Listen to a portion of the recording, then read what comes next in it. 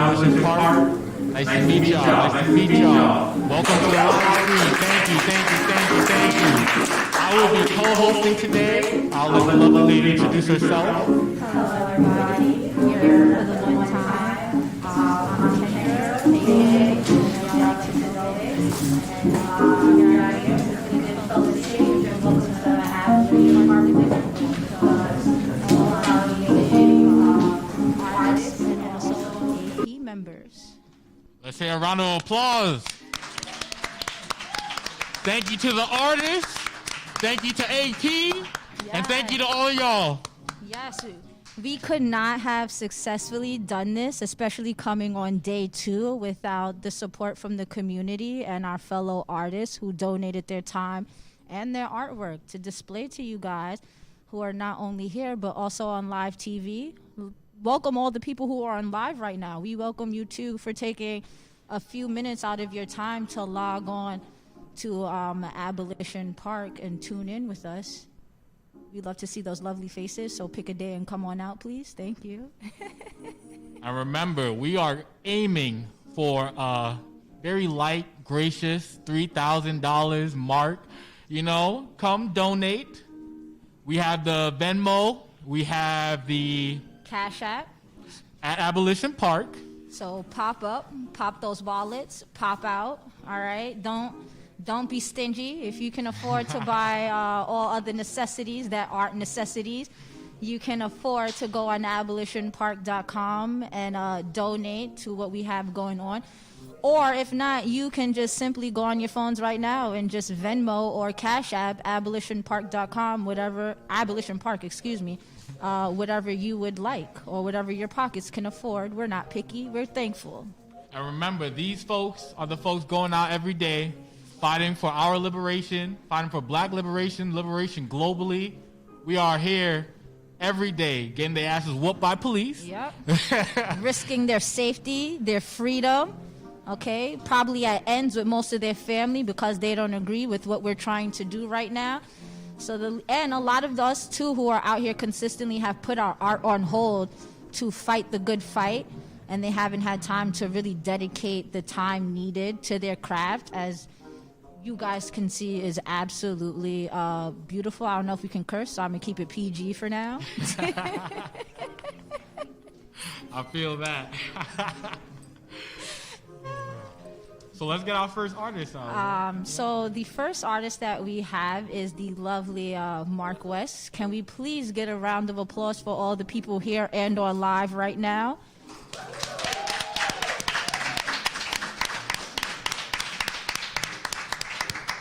Yes. Ooh, thank you. Oh, Ooh, welcome. look at that coat. Yes, we love the coat, God, what's this people. coat? Oh my God. That's a nice coat. Welcome, Mr. Mark West to Abolition Park Living Room. How are you doing today? How are you feeling? How's your day going? I like to check in right quick. How's your mental health, most importantly? It's good, but I need a break. I understand that. So before we jump into questions right quick, do you want to let the people know on live and in front of us a quick synopsis of who you are exactly? Well, my name is Mark West. I'm a visual artist from Baltimore, Maryland, and I run Mark West Center for the Arts. It's a Black-owned cultural arts center based in Brooklyn, and I spend most of my time just trying to create opportunities for artists. We serve, we cater to Black and Brown, LGBTQ, and differently abled artists and creatives in New York City. So just doing a lot of stuff like that, working with programming, but I'm also a painter, and that's my passion, and that's what I'm also all about. We love to hear it. Can we just get a quick round of applause or the snap of the fingers, whatever you guys prefer for the one time? So, the lovely Chill showcased one of your pieces before you came in to sit down with us. Sage and I, thank you once again. Would you care to kind of tell us about your painting and the blackface behind it? Okay, sure. So, wait, that piece over there?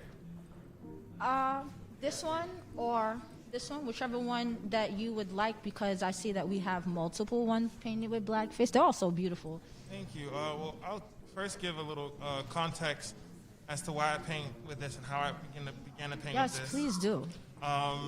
When I first started painting with blackface, I don't even know what made me paint it, but when I saw it painted, it felt powerful. When I saw the black skin, I had known about, what most people know about it, the racist history in the 1900s, but I knew that what I was doing would be different.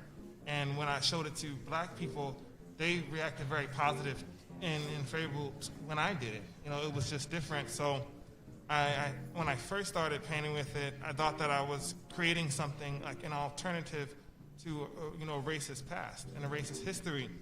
But that was before I had done the research. And when I learned about blackface, I saw that it existed 2,000 to roughly 2,000 to 3,000 years before Christ. Blackface is extremely old, and it comes from Africa. And I was able to find pieces from Ghana, from Uganda, from Sudan, all over different parts of Africa. And the oldest form of blackface actually goes back to ancient Egypt and places referred to as Kemet and Kush. So whereas there's this much racist history, there's this much African history directly behind it that most Black people don't know about it. And as I've saw more blackface art, I learned that I'm not the only Black artist that paints with this. I'm about the 10th or 15th Black artist that paints with blackface. So this is something that's already been out. Other artists are doing this. I thought I was the first one, but this is a well-established fact that this comes from Africa, and my work is now part of a body. I'm part of a body of people that paint like this, and it's part of a tradition that goes back to Africa. So I got a chance to speak to you on the side before we started the interview, and so if you can briefly, just let the people know how you started on the journey of being in Africa and learning the history. I was in awe. It's very fascinating. I would love for you to just share with the people right quick your journey and everything else. Most of my time, I did study in Africa at University of Ghana, and I studied a lot about African art. I didn't learn about the blackface specifically until after I graduated, and I did research on this.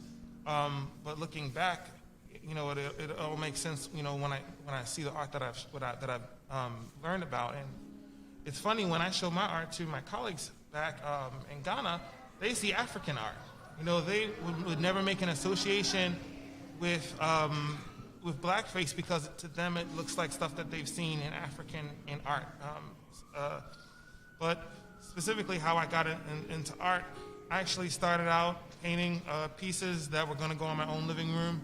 The first paintings that I made when I got my first apartment, and I used poster board from Dollar Tree and paint from Dollar Tree to make those first paintings.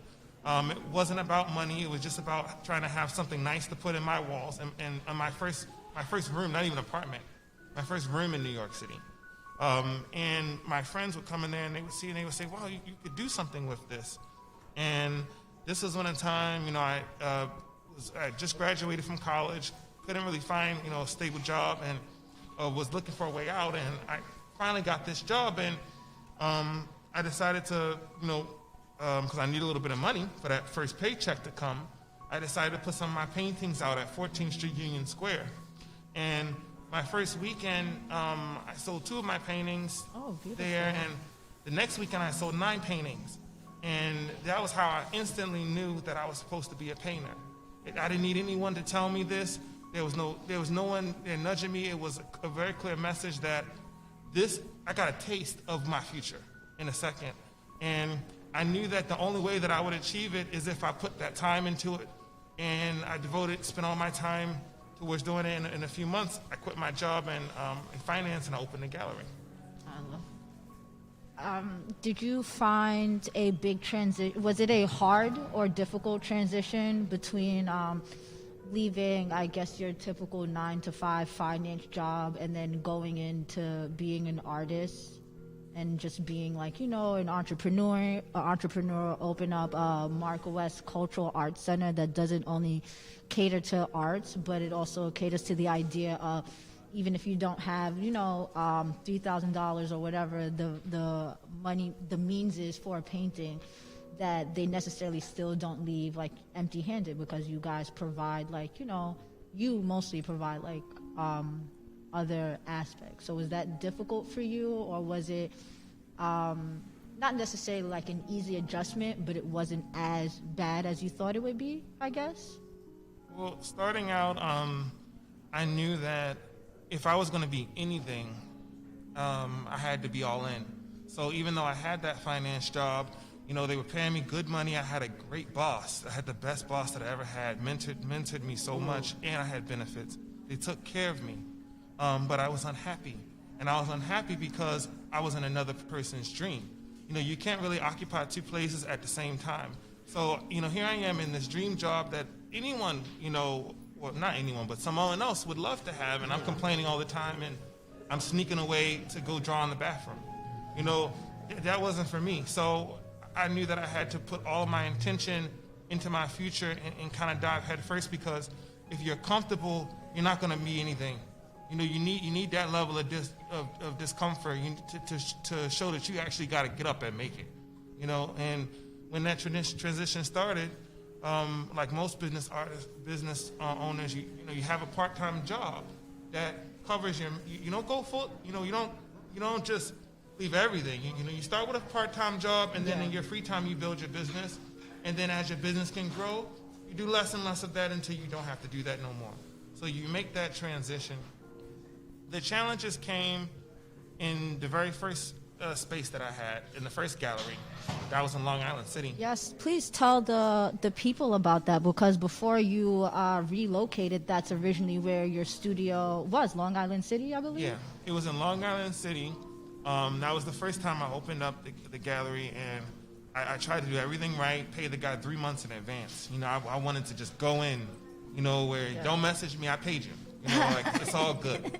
And we had our grand opening, and that was when I knew that it wasn't going to be easy. You know, he called me, my mom was there visiting, and she went out to go get some air freshener, because she said, you know, the gallery smells like feet. So she went to go get air freshener. And my landlord, you know, questions her and says, "Are you going to go get alcohol?" You know, and he has some exchange with her. And she comes back, and she says, you know, and this is on my grand opening, you know, while I had people starting to come. So I call my landlord. She tells me, don't call him, let it go, because it's your opening. I call him anyway, and I said, please don't question my mother or anyone that comes out of here. As you should. And then he says, oh, your mother's a fucking liar. You and your people can get the fuck out. Oh, no. Yeah, at my opening, I was being tested. And this is while I had 20 people in there, and I had people that was coming. And sometimes you just kind of have to be, in order to be a bigger person, you have to be the bigger person. And I just had to accept, and say, oh, never mind, it's okay, and go through with my opening because I had to see the bigger picture. But when I look back at it, I thank God for that type of struggle, because that taught me how to deal with difficult people. And at this level of my business, I deal with difficult people all the time. And in that space, the first gallery, inside the gallery, we were thriving. People were coming and paintings were selling, and it was magical. But as soon as I walked outside and turned that corner, I dealt with racism every day, harassment. I had to make my landlord sign a contract that he wouldn't be racist or make homophobic or sexual comments to the people, and he still was calling them black animals and niggas and all type of stuff. So it was so horrible. He kicked me out illegally, still owes me money, and I remember when that moment happened. This was, right when the gallery was opening, and this is 2 or 3 months in, and I was like, everything is going good, and now I'm about to leave it. But and my team was all mad. And they were angry, and like, we're going to sue him, and I had to I told them, we outgrew that space. We have to look back at this and say, wow, God put us out there because we needed to get here. And there was a quote in the Bible. It was like, when you manage it, you will build a shack, but when God manages it, you'll have a palace. So I knew that if I was going to be and run around and try to squash a roach, how am I going to get my billion? I got to focus on, I got to move forward, and not go back and not try to squash someone that really wasn't going to help me get to where I needed to go. Because if you want to be anything, you got to be all in. You can't be all over the place. You got to have focus. And then 3 months later, we came to the Bronx, and that's really when the gallery, started, blossoming, and it was so much better than the last place. And now we're in a space twice as large. So it's been a journey, and it hasn't been easy, but you have to know how to manage and handle the difficulties at a lower level if you're going to get something higher. That's smart. I like this. I think that was very well put, and a lot of people in our audience actually agreed and feel what you're saying. What is the typical creative process like for the lovely Mark West? Like, what would be your information? What would be, I guess, like an inspiration to you, right quick, before we have to cut to lovely Richard on the radio, on the pianos? Oh, it's no rush. I just wanted to know. Okay. For me, now I'm learning that the art can't be about me. The art has to be for my people and my humanity. So the pieces that I'm working on now are coming with a different intention. I'm thinking about how I can use my art to recreate history, because when you see, people don't understand, like, the artists, we're the history. We create the history. 100 years from now, 200 years from now, we're gonna look back at old stuff and look at the stuff that people create. So now it's being intentional about how can I create history, leave something behind, and paint pieces that need to be painted, and tell stories that need to be told, and not just paint the bowl of fruit. Really think about how I can use this for something bigger than myself, and that changes the intention. That affects the type of painting you will create when you think, not just for yourself, but on a more global scale. Okay. Also, I'm so sorry, people. One last important question I would like to ask. In the last, I guess, few months or so that we've been out here, like in the streets, protesting, having to witness everything that you have, do you feel like that also will like play, like, does that also kind of play a role in how you paint as well? Or, I guess, handle anything else outside of like AP? Because we're learning to find a balance with things, right? Like, so while we're here trying to, you know, abolish, define a whole system globally and here that doesn't work for us, right?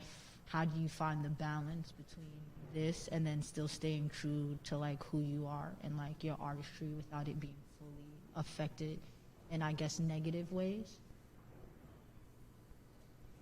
I guess the way I'm going to answer this question is what this has taught me that it's becoming more important that we learn how to be independent and we learn how to take care of ourselves. And we learn how to generate our own income and multiple streams of income because we can't rely on anything. You know, we have to create our own business and support ourselves. So, you know, with my art, it allows me to be independent and to not have to answer to people. And I remember when I first discovered I was a painter, I knew that I never had to work for a white person ever in my life. I never had to bow down or to be told to sit in my cubicle because I can generate my own income. And when you can take care of yourself, that racist stuff that don't bother you, you know, because you can handle your own. So I'll tell people, handle your own, take care of yourself, make your own money, be independent. And it's not to say that you won't face racism, but it's different when you create your own environment, when you create your own workplace, then you have some sort of control. So focus on that.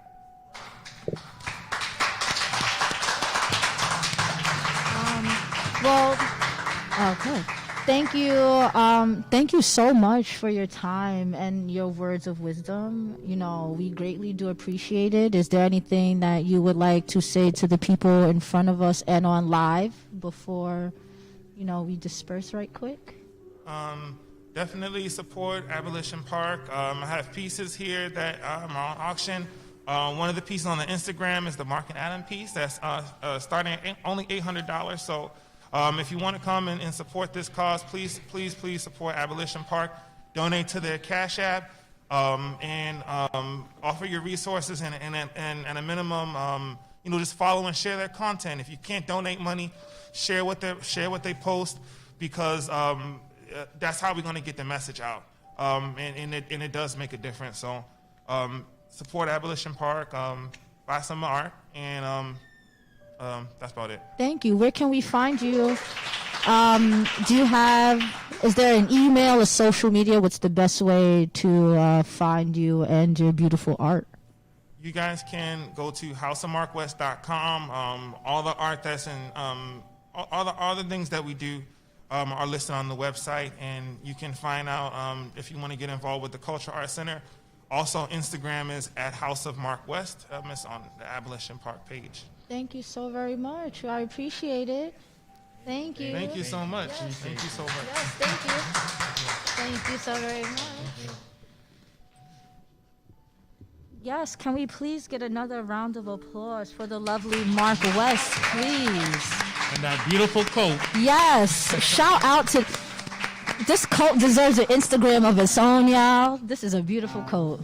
Remember, House of Mark West on IG and houseofmarkwest.com.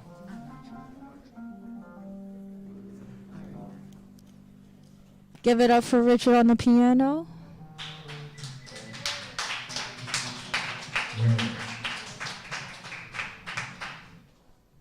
All right. I'm going to sing these songs. It's gonna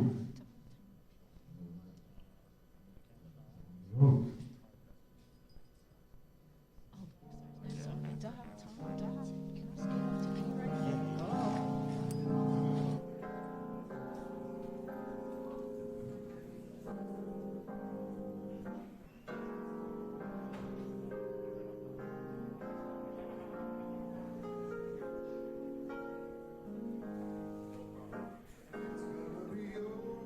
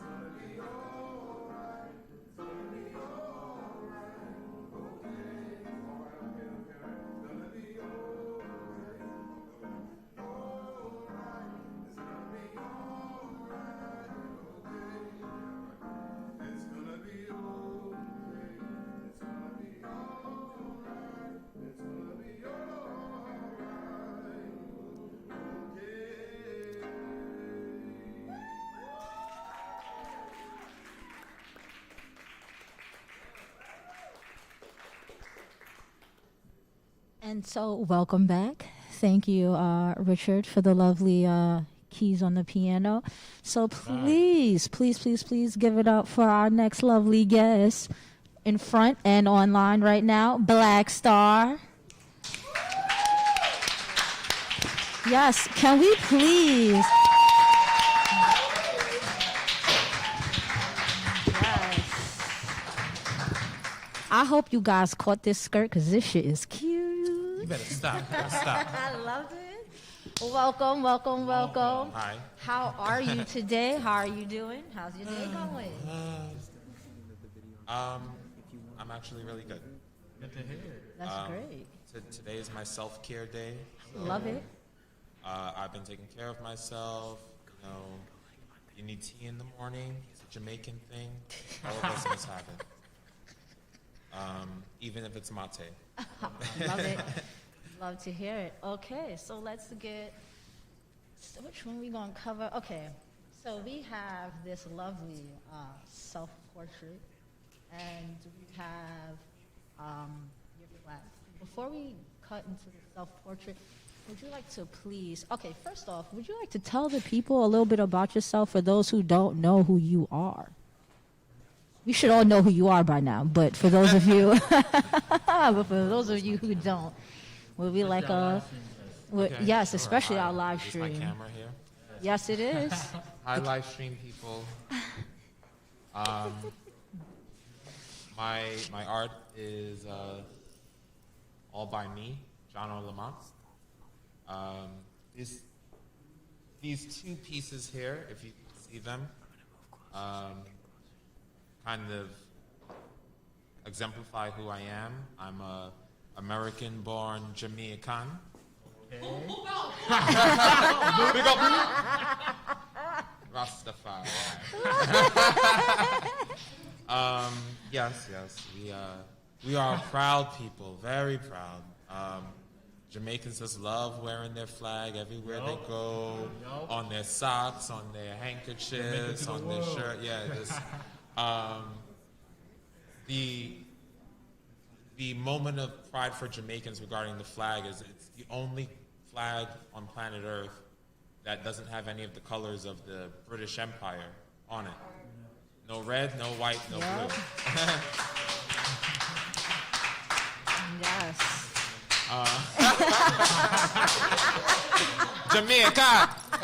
Jamaica, yes.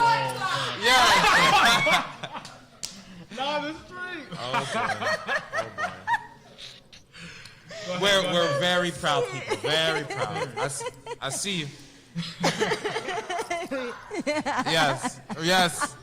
Yes, brethren. Yes.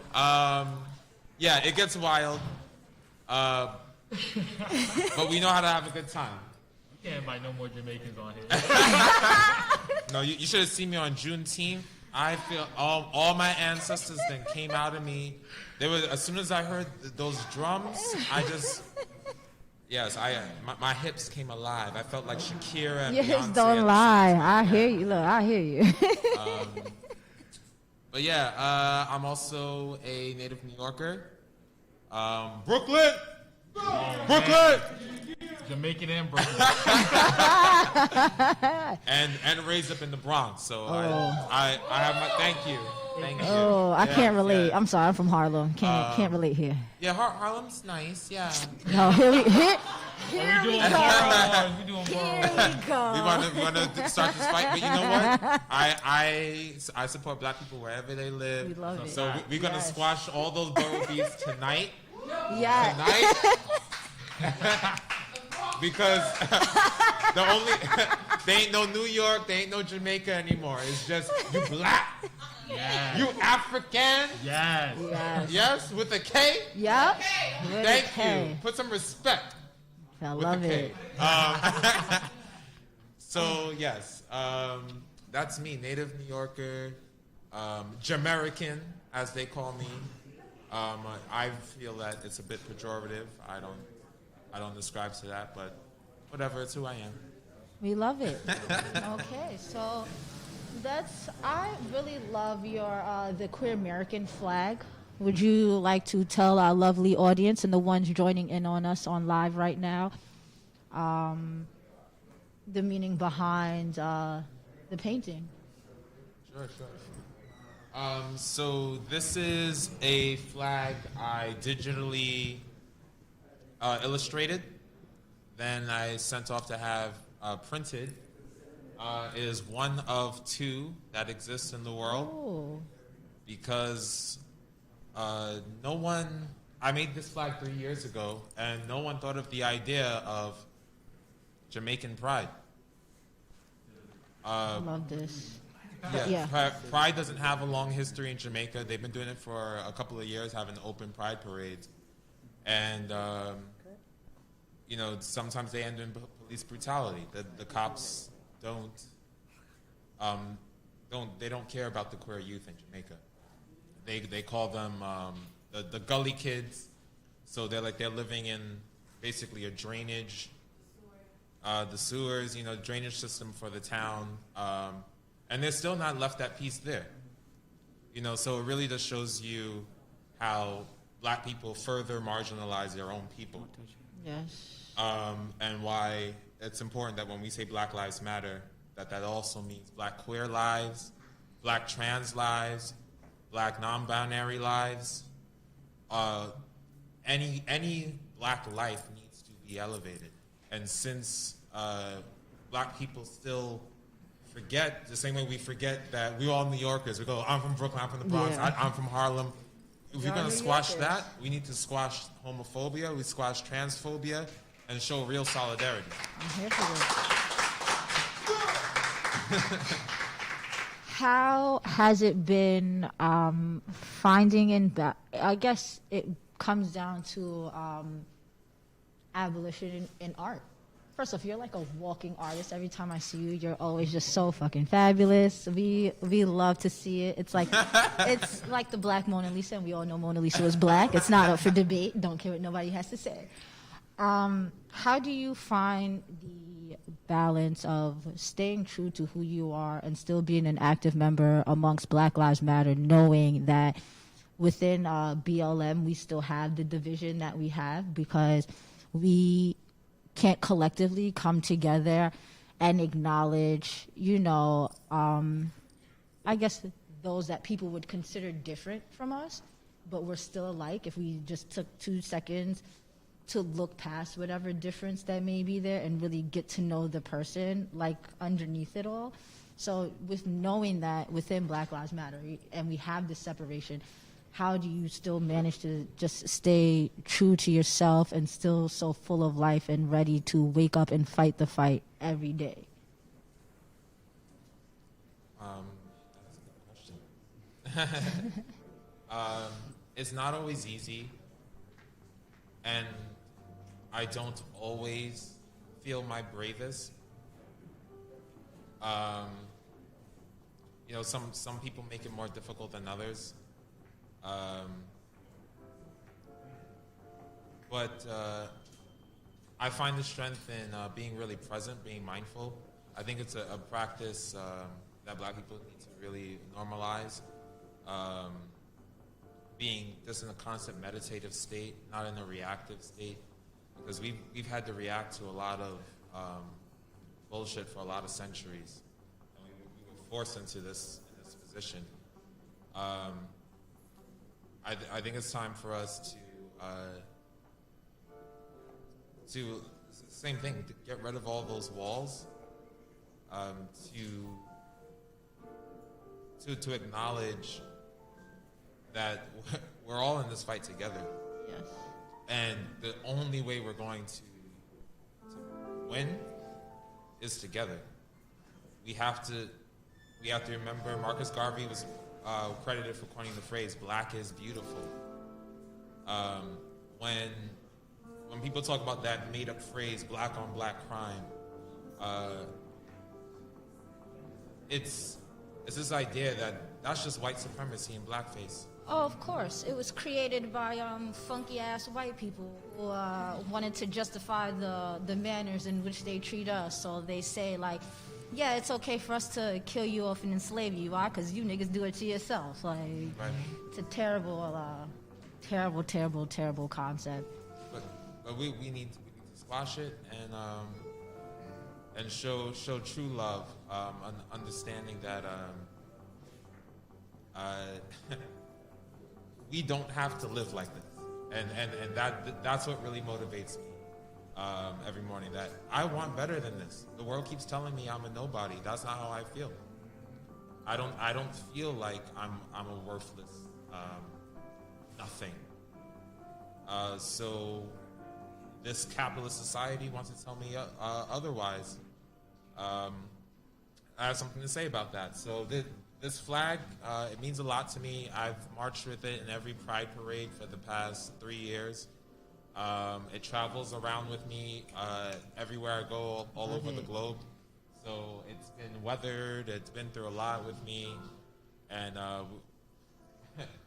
it's I'll be willing to part with it for $9 million. I see it. That's a lot to part with. I love it. That's a low price. That is very much a low price for everything. That's a lot of memories. Yes. But if it's sold, that money is going to go directly to building the Marsha P. Johnson LGBT Center in Kingston, Jamaica. And that flag will be waving. That flag will be waving high. I love it. For the first time on the island. So I definitely on my next trip to Jamaica, which will be my first, because I don't feel safe there. Understandable. But, that flag is going to be there, and that's going to be a monumental moment for me. I love it.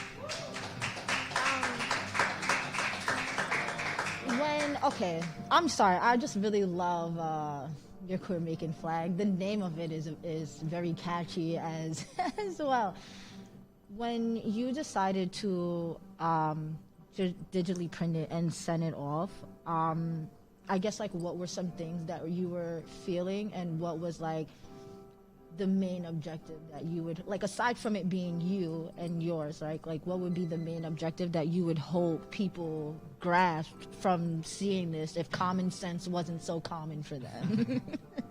Well, I came in my full carnival look with feathers all decked out on my body. You know, I can turn a look sometimes, you know. You turn to look all the time. You're being so modest. We know you Black Star. You turn to look every fucking day. Don't lie to the people. Don't lie to us. I strung my flag up on a pole.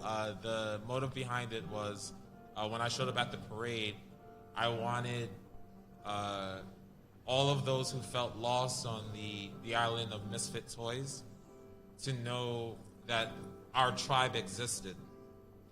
Because when you're Jamaican and queer, there really isn't a space for you. There's no, you know, there's no big queer scene where all the kids are you know, voguing, dipping, grinding on each other, because forget the cops, your neighbors were coming in and with a machete and try to break that party. It's wild out there. But so I feel like all queer Jamaicans and queer Caribbean kids, they feel scattered. Where they don't fit in anywhere. I think it's kind of like a metaphor for Abolition Park as well. It's just a place where all the misfits from society tells them, like, you have to be selfish. You have to compete against other Black people. You have to work a 9-to-5 job and waste every day of your life. You have to stop thinking about your dreams. This is what the world tells us to do. And then in this summer, a group of people who were tired of being told that wandered all into the same park and found a place where all of the people who felt alone could be together. All of the outsiders who couldn't find people who thought like them, who cared, like I'm Black, I don't need to be caring about nobody. The quote is, Black man don't owe anything to anybody but an ass whooping. Yep. That's true, but that's not what we owe to each other. And this capitalist world tells us that we don't owe anything to each other, that you are already downtrodden. Why are you going to waste any energy worrying about your fellow downtrodden person? But that just didn't sit well with me. That idea that you can ignore what's happening to your people and watch them face genocide. And so the same thing that's happening to the gully kids in Jamaica, they're facing their culture, their existence being wiped out because Jamaica claims to be the most Christian nation in the world, a church on every corner like a Starbucks.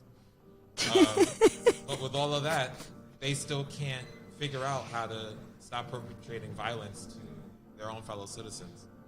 So when that Marshall P. Johnson Institute gets built, or LGBT Center, there's going to be very high iron gates to protect all those inside as a statement, like this is a fortress in Jamaica.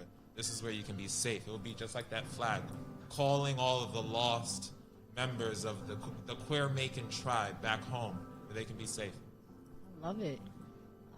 Before we move on to this lovely your digital photo where you combined all limbs together, which is very amazing because if you look in closely, Black Star literally fit all his limbs in this one photo. How long have you been an artist for the most part?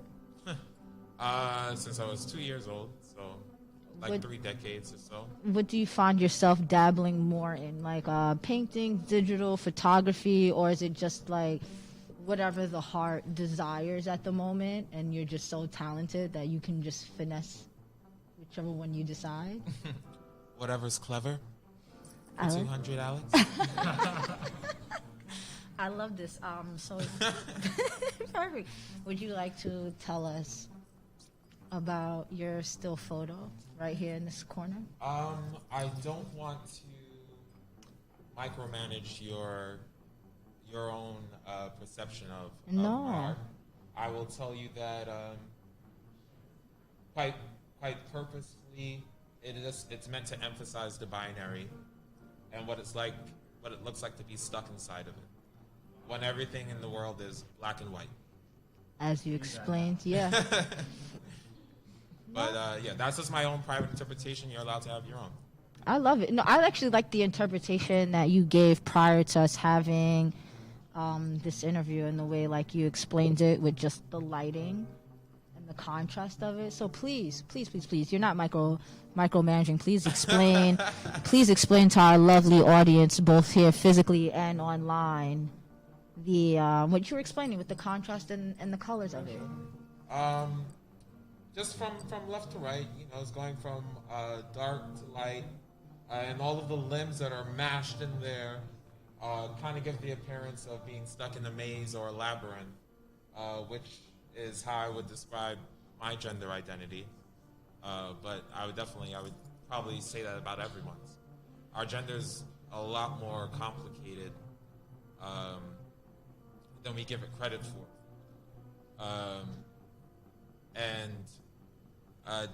There's a term in healthcare when they speak about your sexual practices. For men who have sex with men, that's separate. That's a separate category than being gay. If people just accepted that you are allowed to experience attraction and feelings, and if the lights were closed, you you wouldn't know what gender a person was. Like, it's not the shell that you're attracted to. It's what's happening on the inside. So just the idea that men who have sex with men can still be straight as long as they identify as straight. That's just how it works. You get to choose what you are. You're not stuck in a box. You can have sex with a million people or a million people of the same sex. It doesn't make you gay until you identify as that. That's just how it works. And doesn't mean it has to be in a big open statement. It's what you feel. When you come to understand yourself, you're allowed to label yourself however you like, or not label yourself. So, for me, fighting for liberation is so much more, and it's so much more than fighting for Black empowerment. But it's about being able to be free, truly free, every single side of yourself. To not be afraid of that dark shadow. that exists within you. To face what's down there. I'm thinking about this. Just looking at the art in here, I'm thinking about this kind of nightmare I had when I was walking down 3 stories of my house, and when I reached the basement, there was a closet, and behind the closet there was a curtain, and behind the curtain there was a bathroom, and in the bathroom there was a shower with a shower curtain, and then the shower curtain moved, and this man jumped out of the tub. Oh shit! Sounds very scary. Sounds yeah, like yeah. a nightmare I have every day. He looked like the Maroons. The Maroons are essentially you can call them a lost tribe of Jamaica. They are a group of, it's actually a French term. They're a group of people who refuse to be enslaved. And Jamaicans both equally fear and revere these people because they are made up of Africans and indigenous folk on the island. They have super dark skin. Their eyes are usually almost red, and they have this dominating appearance. They've never been mixed with European blood, never been touched by it, and they still have their own culture in their indigenous ways. So having a dream, seeing a person like that pop out, I felt like a nightmare. I was scared because what I was looking at was myself. I was looking at the warrior, that power that needs to be harnessed in order to win this fight, and it's scary to look at your full potential and see it staring back at you and seeing how powerful it feels like it will almost overpower you. But I feel that that's within all of us. We just need to summon that inner warrior and remember that we're all on the same side. And I think that's going to motivate us to the next level of liberation. Thank you so much. Also, one thing that I would like to ask before you leave us in this beautiful scar. I love this color. This color looks amazing on you, Black Star. You need more of these. What is this, like a pink? A fuchsia? I'm terrible with pinks. Carnation, perhaps? I love this. Talking about my socks? I understand what's happening on What the is- side. You trying to get me to move my leg? You could've stopped. That's all you had to say. You just wanted to see. All you had to do is let him know you. All you had to do was let Black Star know you want to see a leg. See, that was all you had to. That was it. You just had to respectfully ask our guest, "Hey, can you show us a leg right quick?" So quick thing, right? How has it been?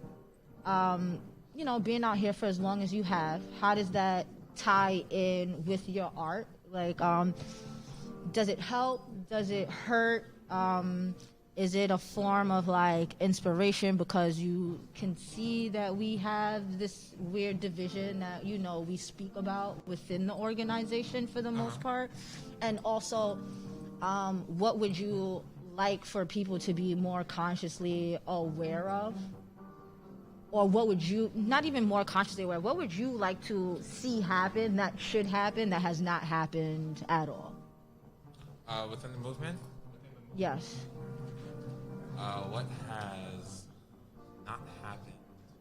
You're talking Yeah. about AP specifically. Yeah. Yeah, seriously. Oh, you're going to start on Yeah, AP? Okay, because- first of all. Yes, it's AP, it's abolition and park. So yes, abolition, park, and art. So yes, please let us know. No, well, what's missing to me is what the world really wants to see. They want to see what Black Power can actually do. That's what a lot of people have been afraid of, and afraid of embracing and seeing. Which is why, like that movie when Black Panther came out, it was a made-up world, and reporters were like, I don't understand. Why do Black people feel so attached to Wakanda? It's not real. Yeah. It's like it's not about whether it's real or fake. It's about the idea of what we could be. So what's missing for me right now is that real dynamic display of black power when we start making our own black banks. You know, that's what this world understands. When there's a huge land grab of black people owning property in New York. I mean, fuck private property, but while we're still stuck under this system, it's a real power move, and it's not something that the white capitalist America would be happy with. And whatever makes white capitalists angry makes me very, very happy. Love it. And also, yes, before you go, art and abolition. How have the two? I mean, with aside from your self-portrait and the queer American flag, how else has this movement tied in to like your art? And has it been kind of? I mean, it's a lot of toxicity that goes on, but has it also been like a healthy coping mechanism? Like being out here, being able to paint, take photos, and then tie it in with everything going on? I feel like a lot of times I'm even out. I'm not even taking that many photos. That's the one thing I'm gonna miss in 20 years. All the photos from this time period. But no, I definitely feel that it has informed my art, but not so much in a way of necessarily visual arts. I would say a lot about what it means to know thyself, to know who I am. You know, like you don't find out how strong a tea bag is until it's in hot water. And so when we're faced under, constant trial and we're seeing police brutality up close, seeing comrades' names as headlines in newspapers, all of that stuff, it does leave a scar on you. But I also think it puts me in a position where I have to constantly question my own ideals and who I am, what am I willing to do, and what it means by any means necessary. All of those things, I'm pushed to really consider what is my blackness, what is my queerness, who am I, what is my place in this world. So asking those questions leads to some true inspiration, some true understanding of human nature. Being born in the middle of a race war, like we chose a hell of a time to be born. And so, but that constant nagging of war, that knocking on the door, that molds a generation, and I think we could be the first generation that pulls it off. I honestly think we're going to be able to do this time. Maybe utilizing the internet like we're doing right now. A message needs to get out there. That's a strong force for unification. People are all reading the same thing or watching the same thing. Optimistic timeline. Yeah. Everything going on. I'm not worried about the maggots and the trumpets. Those are all signs of the four horsemen of the apocalypse. So when the apocalypse comes, it will be an apocalypse on capitalism. I like that. I like that idea. In a capitalist head, of course, the end of the world seems like it's the end of capitalism. And then the thing that comes after that is our freedom. Because now you don't need us on the bottom. Where we don't want a caste system at all in this country. But of course, they don't have any black leaders who are actually fighting for black issues. You want me to get political on here? Yes. Look, be honest. How much time we have? How much time? I don't think we got enough time. We don't have that much time. Where's the policy on mass incarceration? Where's the? Okay, fine. We've made weed legal in these states. we're still gonna arrest all the black people who got arrested for selling weed on the corner. Yeah. Where's that call? Kamala Harris talking about, yeah, I'm gonna make weed legal. Oh, Kamala the sellout Harris, who incarcerated her own people Like, come on. for prison labor. Yes. I'm saying, Shout out to Kamala the sellout Harris. That's sarcastic, Yeah. people. Sarcasm. If nobody caught that. like regardless of how you voted,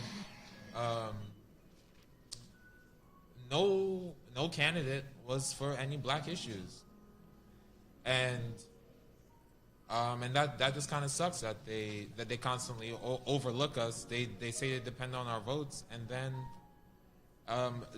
disregard what we actually want to vote for. They don't give us any good, decent options. Yeah. Like just one person that's saying, well, I want to make sure we have a black bank made. You know, that I'm going to support black businesses specifically. I'm going to give grants. Or how about just improve our schools? Start there. Yeah. The curriculum in black neighborhoods needs to be revolutionary. They should be learning just about past revolutions. I absolutely agree. This is what you have to do. You know that, right? Yeah. That should be basic. And then we make an equitable world for everyone. I appreciate that. Well, thank you. Do you have an IG? Thank you. Yes. Do you have So, is there any way before we let you go? Is there any way that we can reach you? Is there any way? Can you please let the people know where they can reach you at? IG, email, Facebook, MySpace, Venmo, Cash App. I'm just saying, MySpace is still there with the top 8. So I don't use it, but I'm just saying. Yes, I'm John Olamont on Venmo. Please donate to a Black trans life. Yes. I am on Instagram, agoraphobic extrovert. Agoraphobic Love it. extrovert. But just type in John Olamont, you'll find me. You'll find me everywhere. JONNO. Yes, that's me. Thank you so very much. I appreciate it. Thank you, hello. Thank you. Yes. Palestine. Yes. Can we please give a round of applause? 5 minutes? Oh, shit. Who's next, Roach? Alrighty, thank you so very much for rocking with us just now. We went slightly a little over time, but Sage and I would like to bring up to the stage is the lovely Roach, please. Give a round of applause. Hello, my love. Hello, how are you? I'm good. Welcome. Testing. You good? Let you have your own mic because, respect autonomy. Thank you, I appreciate that, Sage. So thank you for coming here. Thank you for having me. No problem. Please tell us a little bit about your art. Where is your art, actually? My art is over here behind the computer. Don't get the computer in the shot. Thank you. A lot of my work, if not all of it, all of my current work right now is completely digital. Is that a mouse with a Glock? It is a rat with a gat. It is a rat with a Glock. I'm sorry. What? No, you're not. No, but a lot of folks that piece. I'll hold it. Thank you. A lot of folks have. Thank you. Just show, you can zoom in on that. You just zoom in on that. A lot of people have been commenting on this actually. So you just called it a mouse. Someone DM'd me saying that they wanted to buy my hamster picture. Someone else. It was posted on the auction site. Someone was just like, what is the mouse again holding? Like, is it a baton? Is it a lighter or a gun? I was just like, well, in my head I was just like, well, if you read the caption, you'd see that it's listed as rat with a gat, but I didn't say that because I'm the bigger person. So I said, I was just like, a gat is a firearm, and then they commented that it didn't look like a gat, so then I logged off of Instagram to preserve my wellness and shit. I appreciate the silencer. I get it. Right. That's... Right, I love that. Like, I had to Google it. So I was just another thing about these series. This piece right here and the other pieces in the series, they all have the same background. Is that art for me has been an outlet for stress and frustration. Also, like I carry around since everything is digital, I have a tablet that I carry around with me. It's like a safety thing, right? I also have like my drawing glove on. So I was just like, like drawing this here rat, mouse, hamster thing, as you can see in the photo. And I was just like, what does a gat look like? So I had to Google, it, and it it looks like a little fun toy, but that's okay. You know what I'm saying? It's mice don't hold gats. So I think it's fine. Right. I appreciate that. I appreciate it. It's a true New York rat. You feel me? Right. So let's introduce yourself. Like, let us know a little facts. bit more about yourself. We know about your art now, but who is Roach? Hi, everyone. My name is Roach. My pronouns are she, her, hers. So I'm a product designer. Design and art are kind of like my, what is it? Curry chicken and white rice. Yes. Curry chicken and white rice, ackee and saltfish, rice and peas and jerk chicken. You understand? Yeah. This is the last Jamaican, I promise. Just a small thing. I was so excited when the last person was speaking because I felt so represented. I'm also Jamaican and queer as fuck. So I was just like, oh my god, like what? Like we're in the same room. Like we both give a fuck about abolition. What the fuck? I love AP. It's great here. No, but I'm a product designer by day and abolitionist vigilante by night. I actually use that's how I describe myself. But I actually used that phrase in my meeting with my boss right before I came over because I told him to buy stuff on AP. I said, "Yo, just letting you know, you might need to bail me out one time." He was just like, let me know if you need bail money, and I felt so happy. I was like, "Thank God." That's impressive. Right? I was surprised. He understands. He's white? Yes. Oh. I was very surprised. Yeah. I like it. But people lie, so you never know. I mean, you're not wrong. Right. So tell us a little bit about how Abolition Park has affected your art and yourself. My art and myself. Or even the concept of abolition. Yeah, I've been learning a lot, right? Being a part of AP is I've grown so much, I feel like, in the recent however the fuck long I've been a part of the organization. Just in terms of learning about abolition, but also growing as a person, right? Learning how to decenter myself even further, learning how to go about conflict resolution. What do you mean by decenter yourself? Ooh, that is, I'm glad you asked. I think it's very easy in a lot of situations to internalize any type of feedback or like perceived criticism from someone else, right? Because we all have our own experiences. We are all our own individuals. And I think identity walks into the room in any room that you're in, any experience that you're in. You carry the baggage of, your experiences, your identity, how you perceive yourself, how you think you'll be perceived by others. Yeah. And I think that in interacting with folks in AP and learning about abolition and just being in the space, I thought I was pretty okay at decentering myself. I used to like conflict resolve as like a resident hall advisor. You're an RA? I was an RA. Oh man, Yeah. you a school cop. That's all right. We all grow. Yeah, I'm here now, right? So yeah, I used to do a lot of conflict resolution, but to your point about decentering, being able to sit in the emotions of like taking offense to something when someone says something, but also not have that impact. My overarching goal, abolition is a goal of mine. It's a movement that I will continue to work towards. And also not thinking that I am above causing harm myself, right? I don't think anyone is above causing harm. We all cause harm, even unintentionally. So I think recognizing that fact is incredibly important, and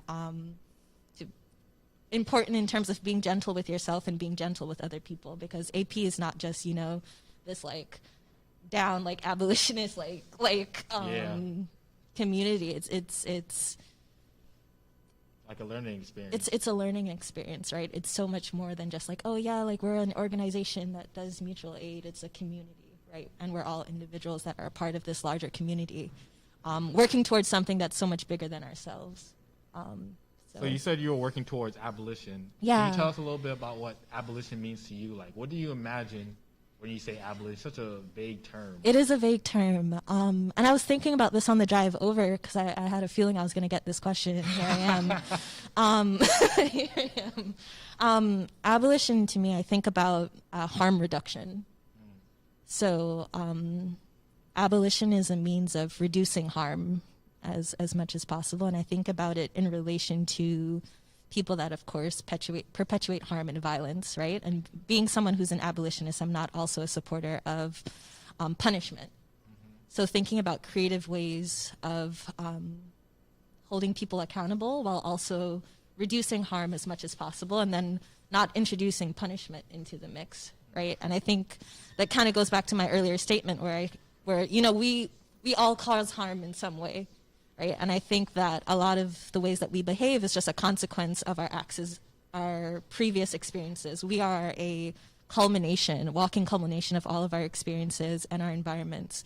So in terms of like reducing harm, as a designer and researcher as well, I think about, well, where did that harm come from in the first place? Like, why did someone cause the harm? I care about getting to the root cause of issues and solving them so we can move forward, not just punishing people, because it'll just kind of create a cycle of harm, right? So when I think about abolition, I think about harm reduction, and it's not just it's harm reduction for all, right? And ensuring that we can move forward and have a better future together.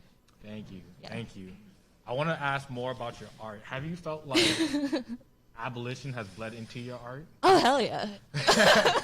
Let's hear about it. If you look at, it's hard because again, don't get the computer in the photo. If you look at the piece in the bottom right, I actually it's supposed to be a trash can. I don't know what that looks like to y'all in the bottom right. It's called "Chuck It in the Bucket." Can we see it? Can we see it? Yeah, so we can just zoom in. It's called "Chuck It in the Bucket." I'm not sure what the ratings are on this YouTube video, so I'll reserve my profanity. But that I actually drew at a dinner. For those of you who may not know Abolition Park, we have a lovely Abolition Park Eats food team that provides. I love them. And I a lot of my works actually I've drawn at our community dinners. And I can't remember who was sitting next to me. It was Tio. Tio was sitting next to me while I was drawing it. And someone in AP helped me name it. I can't remember who. I think it might have been the egg. But the name. Right? Yeah, so in terms of influence, right? That's I feel like the photo is self-explanatory. So I guess that's an example of how AP's influence has bled into my art. But I was already on F12 time. Yeah. So F12 time. I like the sound of it. no, it's fine. It's fine. We can leave it up. I mean, we don't can have to see take it down. This If you'd guy's like to purchase it, the print is available for purchase for, I have to double check the cost on the back, but it shouldn't be too high. I appreciate that. Yeah. So It's fine. He said I tried to get it down. It's okay. We more. struggle together and we move forward. We move. one more question. One more, yes. So we had Black Star discuss their experience as a queer American, and I want to hear about your experience. Yes. I'm just wrapping this shirt. So this shirt is actually from Kids of Immigrants, and I think it's great. I'm not a child of an immigrant. I was born in Jamaica myself. I guess it does. I was born in Jamaica myself, but yeah, I am a Jamaican immigrant that is also queer as fuck. And as you can imagine, as Black Star explained, being queer in Jamaica is just not a thing. It's not a thing that you do.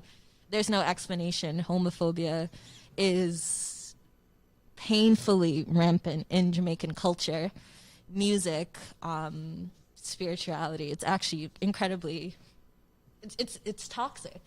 It's toxic. I remember being a little girl, and I think my family kind of knew. Like, I used to wear ties and shit. Like, I think my family always kind of knew. But like one day, I think I was like 8. I was a little girl. You're a baby. You're 8 years old. And my mother said, she asked me out of the blue. she's just like, are you gay? And do you like girls? And I was just like, At 8? women?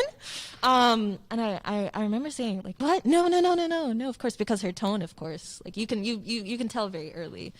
And I was like, oh, no. And then she says, okay, well, you better not be, because if you are, you can't stay here, right? So hearing that as a little girl, 8, before you're even, like, you're still, I at least was still figuring shit out.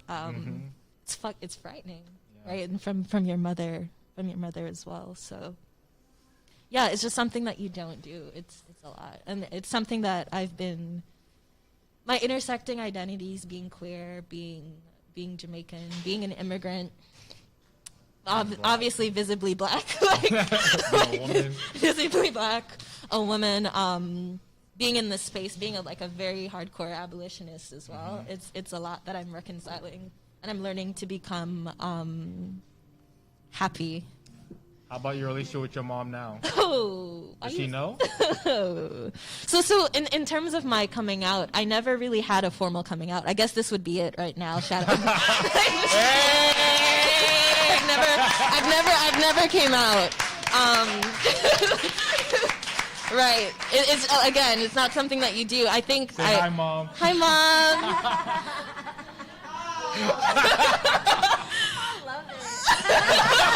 That's a mommy.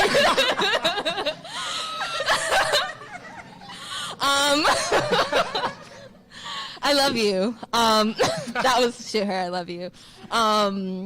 Yeah, I never really had a formal coming out. I just started posting gay shit or gayer shit. Because I consider myself bi, so attraction to those gendered like me and not gendered like me. But I just started posting queer shit on Facebook. And I guess that was my pseudo coming out. And I do it to Instagram now, and I don't block my relatives, so, it is what it is. I appreciate that. Can we also get your Instagram, some website maybe? Where can we follow and get more of your art? I want to see more Rats with Gats. Yeah, so if you'd like to see more Rats with Gats, you can go to Brit Drew This, BRITT, Drew, DREW, this, THIS. And if you'd like to support me, please send money to my Cash App. That is at Biscuits and Jam. Biscuits, BISCUITSANJAM. Please definitely support me, support my art, and also donate to Abolition Park so we can continue making our goal and dream of abolition. We can bring it to fruition. That'd be awesome. And before you go, is there anything you have coming up? In terms of art? Yes.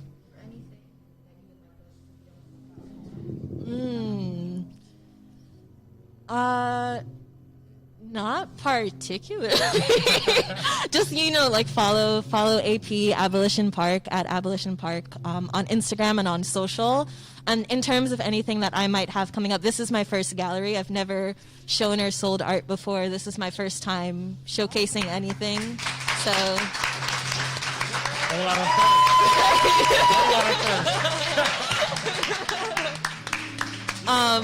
Yeah, so I guess AP is like the land of first, right? Yeah, so again, this is my first time showing anything. I'll definitely be making more art, so more things like this, more prints coming in the future. So yeah, just, follow me on IG, talk to me. I like talking about like anime, black shit, queer shit, dance hall, stuff like that. Thank you so much. That's it. Another round of applause, please.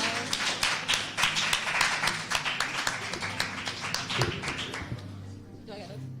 Okay.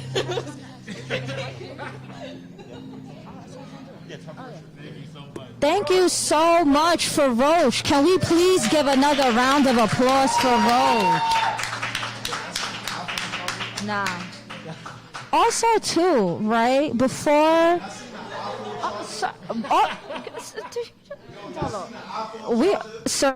rolling? We are still rolling.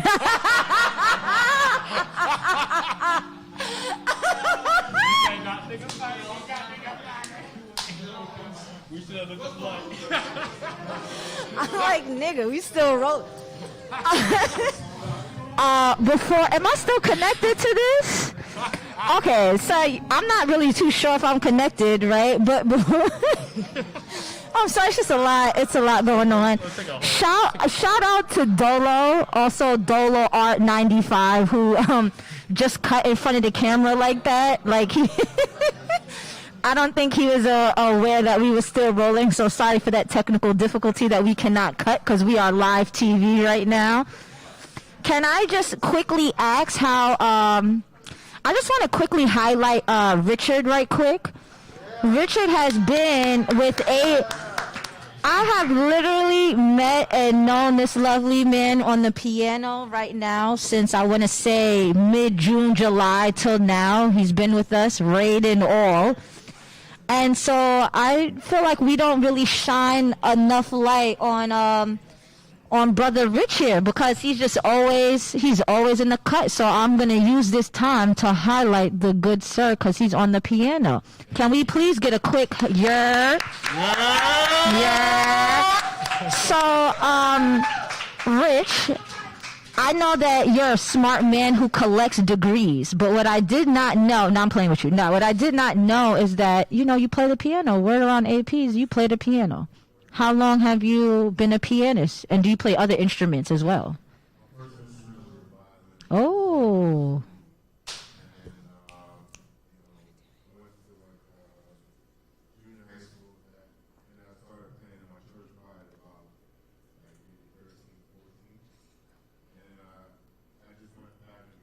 Between like making beats and playing for the choir. And so that's really where I got most of my musical practice. You know what I'm saying? It's just playing the gospel choir. I'm just curious to know of the instruments that you can play or fluent in, which would be your favorite, or at least your top. Honestly, I like making beats the most. Okay. It's not really, well, I mean, they are instruments. Programs like Fruity Loops, Studio, Reason, Ableton, Logic. Those are my favorite instruments. You know what I mean? That's really my first, my only instrument. I'm not really a keyboard player. You got the beats? You know what I'm Oh. saying? No. There's people like Corey Henry, like Robert Glass. These people play the piano way. You know what I mean? No, you're so humble. We love it. We love a humble man. You're so humble on it. No, you did great from what we've seen. You didn't open it. Thank you. I just feel like we need to do better if we're going to be out here highlighting artists. Also, too, shout out to Gabby who was on the guitar earlier. I don't know where she went, but yes, AP is full of artistical people, whether it's painting, instruments, everything else. That was it. Thank you. I just wanted to shed that light on Richard because we don't often do that so much.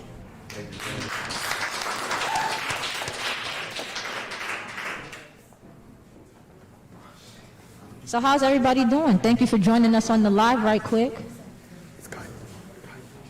Sage, anything you want to say to the good people out there? I'd like to talk more about the art, honestly, because we have a lot of amazing art. Hopefully y'all keep supporting, keep donating. I don't know where we're at the mark. I don't even know if we have a countdown. Yes, please. Anyone have an update for us on how much we have? Yes, please also too, while Sage is speaking on donations and update, please do not forget to donate to Abolition Park. You can go on our website, abolitionpark.com, or you can just go on Cash App and Venmo. We have, a nice $3,000 goal that we like to meet for fundraising right now. So if all of you who are out there who are watching, if you just pop up and pop open those wallets, we'd be good. And also, don't forget to actually buy the art. You gotta support our artists. You definitely gotta support our artists.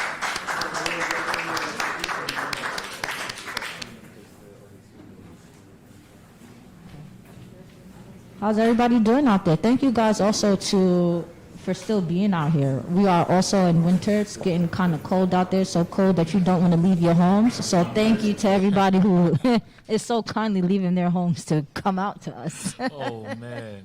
Definitely come through. We have an all-week event. I don't even remember the schedule for everything.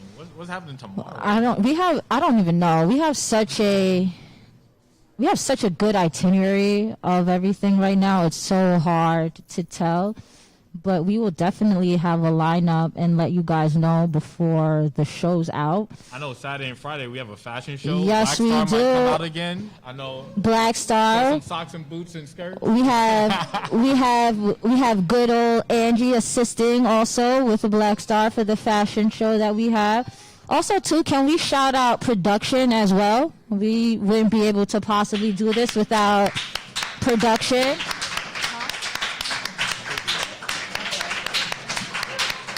Yes, Angie, Pashi, we have J-Mac, thank you, Chill, V, all the other good people. Also, too, we have a lot of artists who aren't here, who have their stuff up. I believe we have JD, we have JD Barnes, or JD The Combo, I believe, on IG, who has his photography work up. We have Dolo Art 95. That was the good gentleman who cut into the middle of the camera, not realizing that we were still rolling. Joy, you guys got a chance to hear from her, but she's here. And also, too, Andrea and Pachi also do silk screening. So you guys should definitely, when you get a chance, take that out. They've been keeping AP lit with our official tees and jackets, and Mercy, who does the Abolition denim jackets, but can also paint on anything that you like. We good here. We not only out here defunding and abolishing the whole government system. Like, we're real ass artists out here. Like.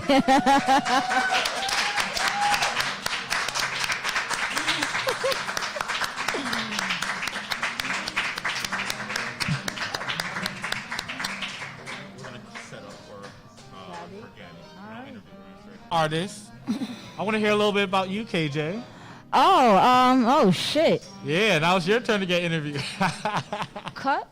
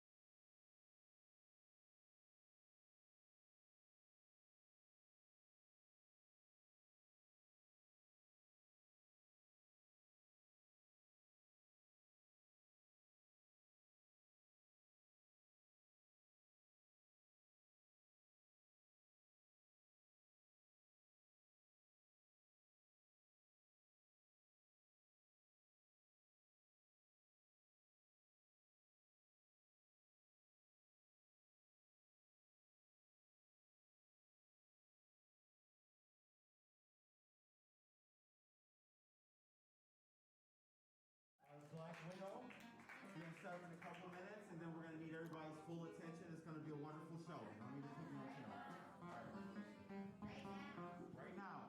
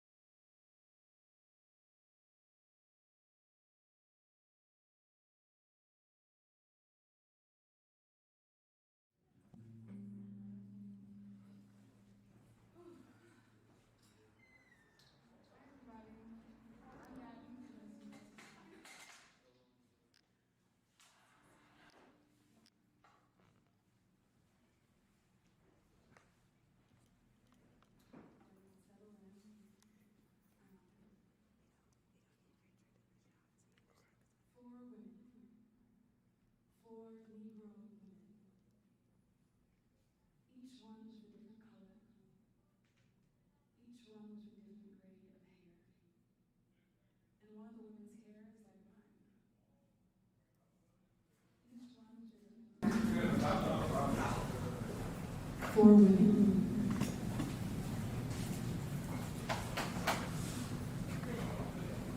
By Nina Simone.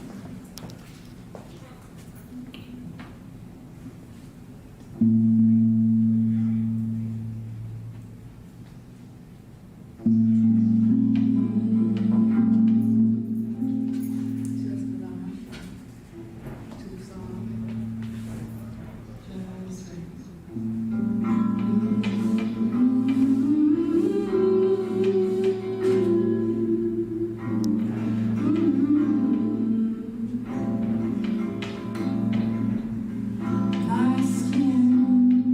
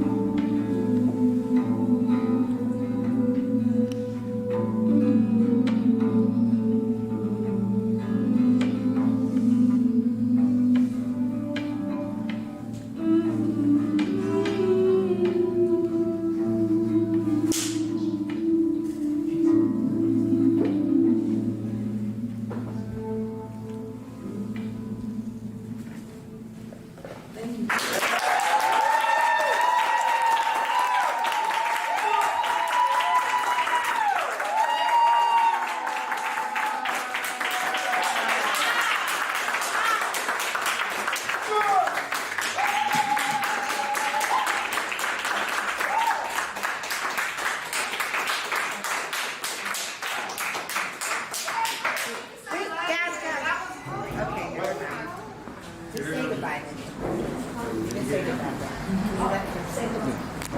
Everybody, one more time for Gabby, please. Black widow. Black widow. Yeah.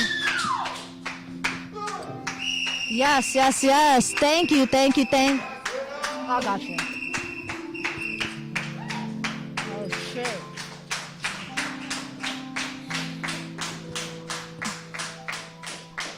Yes, please.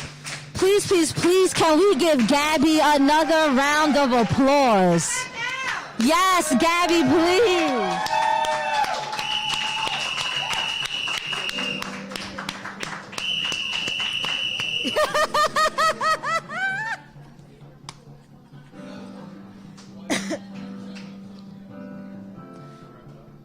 Wrap it.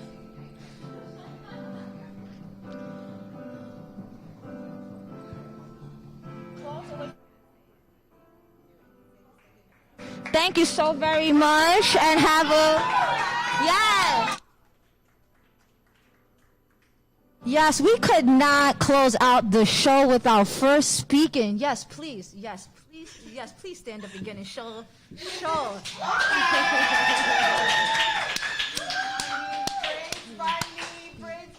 Love it.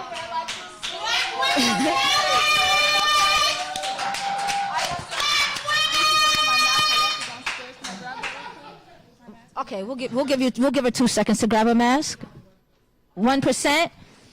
Hurry, we could do this. We got 1 second to spare for a sense of safety. We don't want y'all being weird about COVID, even though y'all online right now. We know how y'all get real fucking finicky. Oh, sorry, I don't know if I could drop the F-bomb. Please don't kick us off YouTube. Please don't kick us off. I'm sorry. I have a potty mouth. I'll do better. Please, I think Gabby deserves another round of applause. That was beautiful. If that didn't make y'all open up y'all wallets by now, y'all just some stingy ass MFers. Cause I know that'll definitely get.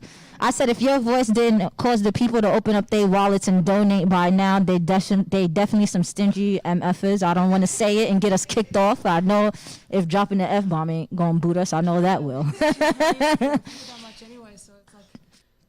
Thank you so much for joining us. You are absolutely amazing. It's beautiful Black girl magic as we are sitting here. Please tell us about please just quickly tell us about yourself. Okay. So I'm Gabby. I spell it Gabbie. My name Gabby on Instagram. I am 25 years old. I'm an independent recording artist, and I live in Brooklyn. I've been playing music since I was, I think in middle school. I started with classical. I'm a classical trained violist. And then I switched over to contemporary music around 2010. And I just kind of picked up a guitar and started writing songs and singing, and I just kind of fell in love with it. And that's kind of what I do. It's how I express everything that I carry inside me. And it's also a great way to connect to other people. I love it. Expressing that way, and people who can accept energy in that way too. Because my favorite part of performance is the energy exchange, and the hardest part of the pandemic for me has been that deprivation of I don't know, human energy exchange. So it's nice to be in an environment where I can sing and then have people hear it. We love to hear it because you can sing. It's amazing. What first, I guess, got you into music? Was it something that you always wanted to do? Was it just an outlet for expression? I've been making music since I was little, I guess, because music actually, I kind of forgot this when we moved away from New Jersey. I was born not too far from here in Long Branch, New Jersey, and my parents moved us out of the housing projects where we lived to live in the suburbs, kind of, in New Mexico. So we kind of uprooted our family to New Mexico. I forgot the question. I'm not gonna hold you. I'm so in awe of your beauty. I forgot the question too. I was asking, how did you come down this path of music? Yeah, so my family, we're pretty deeply rooted in New Jersey. So when I kind of moved away from my family, I was a young age. I was 10. So I kind of forgot how deeply like woven music is into our family's like lifestyle. Like, I remember I was talking to my grandma after I was, I guess like recently, not too long ago, maybe like a year or so ago, and I was talking to her about how everything was going with the music, and it was like no surprise to her because like she reminded me like I grew up in a family where everybody made music. So, like everybody made music in some way. They played piano or they sang, and she was telling me the story about like one of her sisters who like played piano so like she like rocked it, like when she was playing she was just jamming around and stuff, and this was like I don't know, like the 20th century. So like I don't know, music is definitely on both sides of my family. That's on my mom's side. My dad was he's from New York, and he was a DJ in the 90s, so I kind of grew up around like cables and like tapes and like understanding like a little bit about music. There was always music playing, and I don't know, it kind of became a way for me to express myself and I guess connect. While being out here and a part of the movement, has that helped you more in the music process, or do you find it that while being out here it can be just slightly overwhelming and it may hinder it a little, or have we found the balance needed? I have found balance, definitely. I think that's kind of part of like the abolition work is like kind of like surrendering like this weird imbalance that we have as a society to like in favor of like work and productivity and like all this stuff, all these metrics that we kind of we measure our lives by, like how much money we make and how much we pay for rent and that kind of thing. And I lost that train of thought, but I remember your question. Okay. I'm here for this. I follow along just so I'm here for this. I lost that train of thought. I remember your question. And I said that and I forgot your question. But the movement has definitely surprised me as far as how it's affected my creativity. I had a lot of anxiety about the nature of this pandemic in general, because it is a respiratory thing. So my vocals are really like cherished to me, and I couldn't help but be moved by people on the front lines who despite that knew that their bodies like were needed. So I was really inspired by that, and to actually be out there. One of the main things I'm worried about is like losing my voice. As a vocalist, I need to like my ability to provide for myself depends on my ability to sound good on a recording, right? So if I'm out screaming, I was really afraid that I would get a raspy voice. But at the beginning of the pandemic, I had been working with a vocal coach, and I feel like the diaphragmatic breathing techniques that she taught me helped me to kind of learn how to control my voice a little bit better, and also understand how it really works and exists inside of me, and as a tool of expression, as opposed to just like everybody speaks, everybody makes sounds with their face, but to actually like explore it as a mode of expression has been really interesting. And when I actually found myself in a march, I've been in a few, but there was one that surprised me where I was just screaming at the top of my lungs, I was just so tired and fed up. I didn't care if I lost my voice. I knew, I'm working on a record, and I knew I had to be able to keep recording, so I could get the project done. But at that point, I was so fucking can I cuss? I don't know. I think we're still rolling, so you're good. I was so fucking tired. I was so fucking tired of the same thing happening over and over, and I didn't give a fuck. I don't care anymore about the project. I don't care because they could kill me tomorrow. I might never get that project out because some fuck might decide that I scare him or he wants to hurt me because he knows he can get away with it. It's the police out here it was to the point, not even just out here, but just in America in general, are like a terrifying reality to live with. On a real level, that's a terrifying reality to live with. So I was out there and I didn't care if I lost my voice. And I was screaming at the top of my lungs. I had no megaphone, no nothing, but I would scream something and everybody behind me would start screaming it too. I was like, all right, we doing this, all right.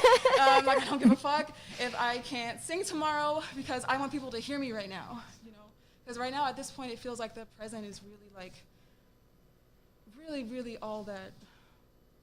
I don't want to say it's all that matters, but like the present is so important, you know. So I really wanted to be present in that moment, and the next day I could talk fine, and I thought that the like screaming for the movement or like raising my voice or like not preserving my voice would damage my project, but in fact, like it expanded my voice. You know, I found my range and the strength of my voice, like the power of my diaphragm, everything like engaged and, you know, expanded.